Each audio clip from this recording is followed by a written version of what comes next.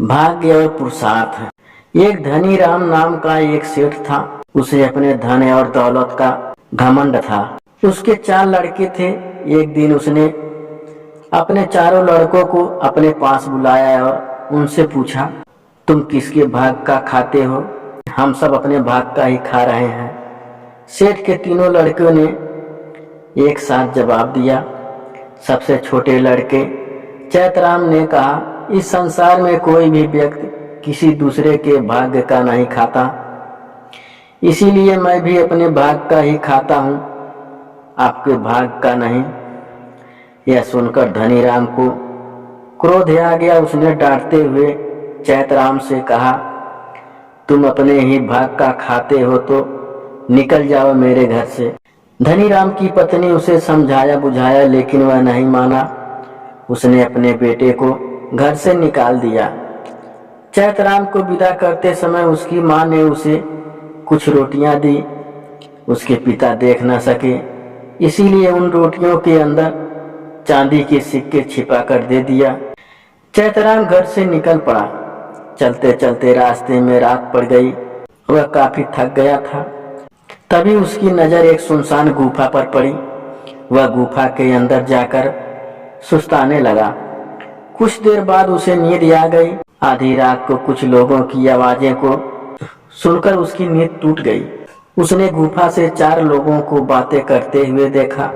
उनमें से एक कह रहा था, हमें इस राज्य की जासूसी सतर्कता से करनी है। उनमें से 2 लोगों को दरबार में नौकरी हासिल करनी है। यहाँ के चप्पे चप्पे की जानकारी हमें अपने राज तक पहुँचानी है। मौका देखकर हम इस राज पर आक्रमण कर देंगे। कुछ देर बाद वे वहां से चले गए। चैतराम ने सोचा, मुझे इन जासूसों की सारी बातें राजा को बता देनी चाहिए। सुबह होने से पहले वह राज दरबार में पहुंच गया। उसने रात को सुनी सारी बात राजा को बता दी। कुछ देर बाद वे 2 जासूस नौकरी मांगने दरबार में आए। उन्हें पकड़कर कैद कर लिया गया। राजा चैतराम से खुश हुआ। राजा ने कहा, तुम मुझसे जो मांगना चाहते हो मांगो। चैतराम को घुड़सवारी का शौक था। उसने राजा से एक घोड़ा मांगा। राजा ने खुशी खुशी उसे घोड़ा दे दिया। चैतराम उस घोड़े पर सवार होकर आगे चल दिया।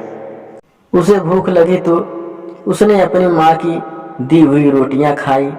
चांदी के सिक्कों को बेचकर वे अपने लिए जरूरी चीजें खरीदी। रास्ते में उसे बकरी का एक बच्चा दिखाई दिया। वह अपने झुंड से बिछुड़ गया था। चैतराम ने उसे अपने पास रख लिया। बकरी का बच्चा भी धीरे धीरे बड़ा होने लगा। एक बार चैतराम को रास्ते में ही रात हो गई। कुछ ही दूरी पर उसे एक गांव दिखाई दिया। वह घोड़े और बकरे सहित उस गांव में पहुंच गया। उसने गांव वालों से कहा कि उसे एक रात रुकने के लिए कमरा चाहिए। गांव के लोग दुष्ट स्वभाव के थे। उन्होंने गांव के ऊपर धार में एक मकान बना रखा था। यह खुला मकान था।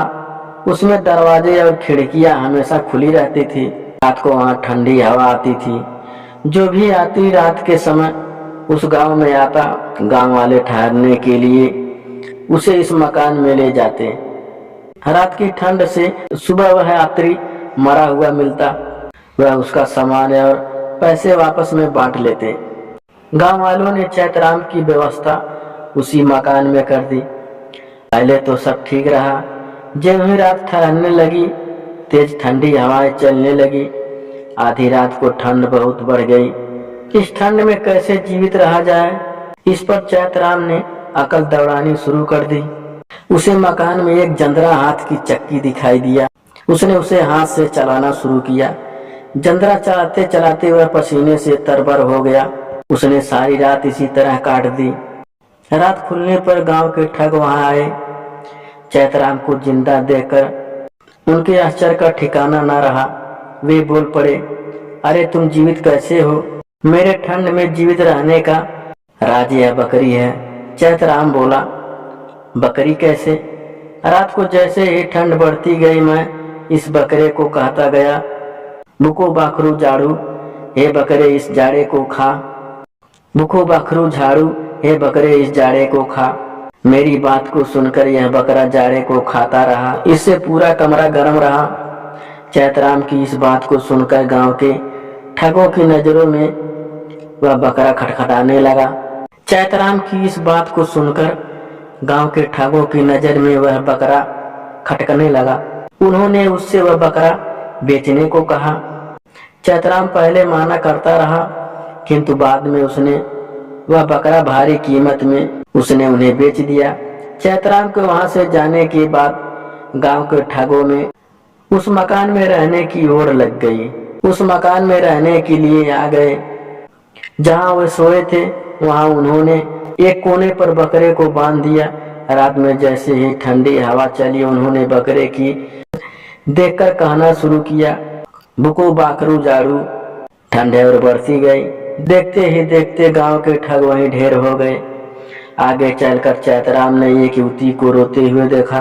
पूछने पर उसने बताया, मेरी माँ बहुत बीमार है, उसके पैरों में चोट लगी है, उसे हकीम के पास ले जाने के लिए मेरे पास कोई साधन नहीं है।